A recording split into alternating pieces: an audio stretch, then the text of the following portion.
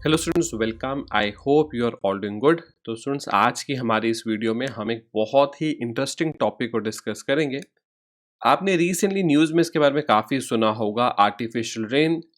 बहुत सारी कंट्रीज में इसका इस्तेमाल किया जाता है अलग अलग पर्पसेस के लिए।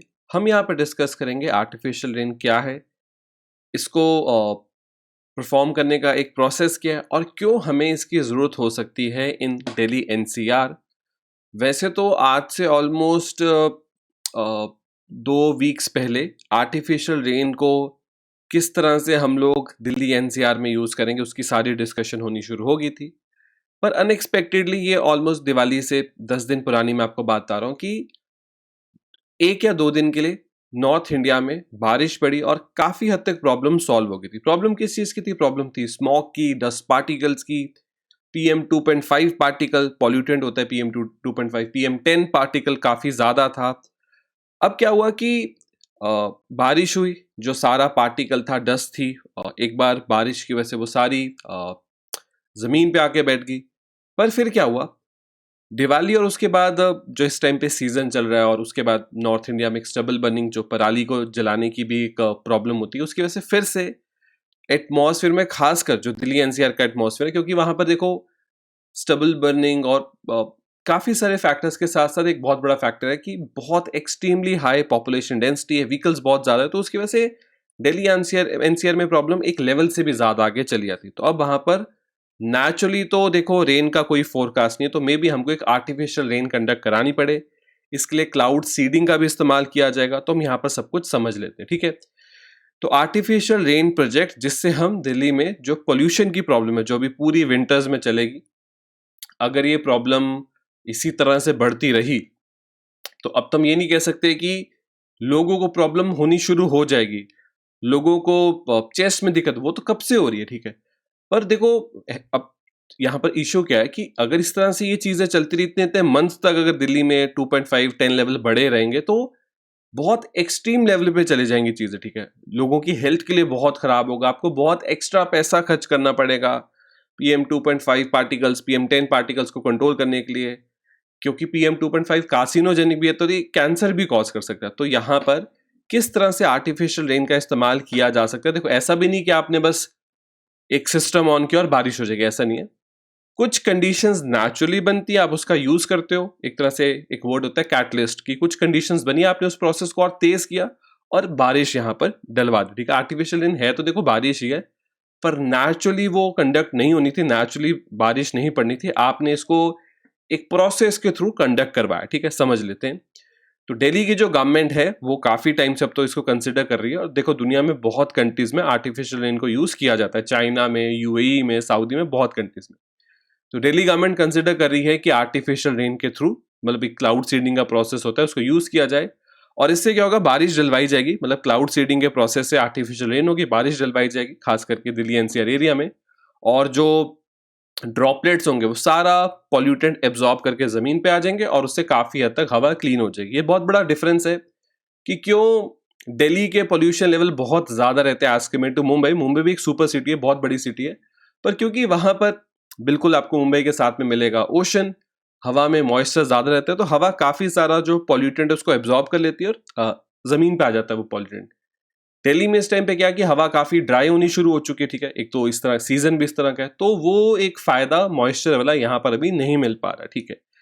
आईआईटी कानपुर असल में यहाँ पर जो मतलब असिस्टेंस की जरूरत है, जो क्या क्या इसमें टेक्नोलॉजी यूज की जाएगी, उसमें आईआईटी कानपुर हेल्प कर रहा है असल में दिल्ली गवर्नमेंट को, और वो समझने की कोशिश कर रहे हैं कि किस तरह से ये सब कुछ कंडक्ट किया जाएगा, ठीक है। अब देखो यहाँ पे ना कुछ रिक्वायरमेंट है। Minimum requirement of 40% cloud and moisture is necessary. तो ऐसा नहीं कि आपने बस जब मन चाहा तो आपने क्लाउड सीडिंग करवा लिया, नहीं नहीं, आपको कुछ नेचुरली क्लाउड की फॉर्मेशन और मॉइस्चर की रिक्वायरमेंट होती है। इतनी अगर अचीव हो गई तो फिर आप यहाँ पर क्लाउड सीडिंग करवा सकते हो और आर्टिफिशियल रेन आप कंडक्ट करवा सकते हो, ठीक है। तो जो नवंबर मंथ का एंड है ना, और कुछ टाइम आएगा दिसंबर मंथ में, तब ये कंडीशंस बनेंगी, तब आर्टिफिशियल रेन कंडक्ट करवाई जा सकती, ठीक है। अब यहां पर यूज क्या किया जाएगा? यहां पर यूज किया, देखो और भी कंपोनेंट्स है, पर सिल्वर आयोडाइड बहुत अच्छा माना जाता है। आपको एक पिक्चर दिखाता हूं। तो अगर आप इस पिक्चर को देखो तो एक एयरक्राफ्ट फ्लाई करता है, और देखो जो भी आप चीज यूज करना चाहते हो, सिल्वर आयोडाइड बहुत अच्छा माना जाता है, आप सिल्वर आयोडाइड यूज करो। इस तरह से आपको ये क्लाउड सीडिंग की जा रही है। सिल्वर आयोडाइड जो है आपको उसको इजेक्ट करना होता है एटमॉस्फेयर में, और धीरे धीरे ये क्लाउड सीडिंग को फोर्स करते हैं और आर्टिफिशियल रेन आपको एक फाइनल रिजल्ट यहाँ देखने को मिलता है। ठीक है, देखो क्या बताया जा रहा है, a minimum requirement of 40% cloud and moisture is necessary. Silver iodide या और कंपोनेंट्स आप यूज किए कर सकते हो, उसके थ्रू आप क्लाउड सीडिंग करोगे और आगे जाके आपको आर्टिफिशियल रेन देखने को मिलेगी। ठीक है, हम इसका जो मेन यूजेज लेंगे, हमको यहाँ पर पोल्यूशन लेवल्स को नीचे लेकर आना है।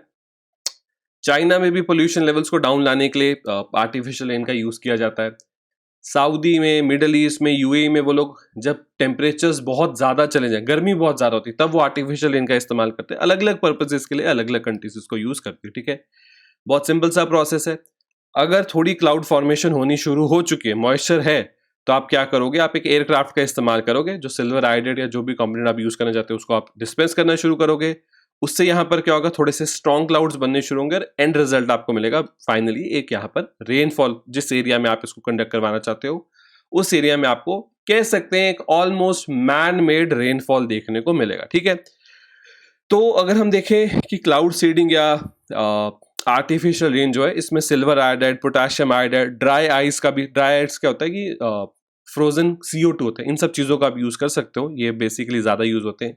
उसके अलावा liquid propane, sodium chloride, calcium chloride का भी इस्तेमाल किया जा सकता है। ठीक है, तो क्लाउड सीडिंग के लिए आपको क्या करना पड़ता है, आपको सबसे पहले तो वाटर स्प्रे करना पड़ता है। उसके अलावा जो भी आप एलिमेंट यूज करो, जो भी आप कंपोनेंट यूज करो, उसको आपको एक एयरक्राफ्ट के थ्रू आपको डिस्पर्स करना शुरू करना होता है। उससे फाइनली आपको एक क्लाउड सीडिंग का इवेंट पूरा होता है और आपको एक आर्टिफिशियल रेन देखने को मिलती है। ठीक है, आई होप आप इस चीज को आप समझे। क्लाउड सीडिंग ऐसा नहीं कोई बहुत नई टेक्नोलॉजी है, यहाँ पर लिखा भी है वॉज फर्स्ट यूज इन 1946, तो बहुत पहले से चलती आ रही। हाँ, अभी तक हम ये नहीं अच्छे से कह सकते कि कितना फायदा कितना नुकसान, क्या इसके इम्पैक्ट्स होते हैं, एनवायरमेंटल इम्पैक्ट्स होते हैं, वो चीज अभी भी एक डिबेटेबल टॉपिक है। पर हाँ, इसका इस्तेमाल जब एक्सट्रीम कंडीशन आ जाए, जो दिल्ली NCR में अभी हम फेस करेंगे, ऐसी एक्सट्रीम कंडीशन में बहुत ज्यादा मिसयूज भी ना करें, पर कुछ कुछ जगह पे इसका यूज करना बहुत जरूरी हो जाता है। ठीक है, तो एक पिक्चर में आपको ये जो दिखा रहा हूँ, ये असल में UAE की पिक्चर है, जब वहां पर एक लेवल से ज्यादा गर्मी बढ़ने लग जाए, उसके बाद वो इसका इस्तेमाल करते हैं और कोशिश करते हैं टेम्परेचर को डाउन लाने की। ठीक है,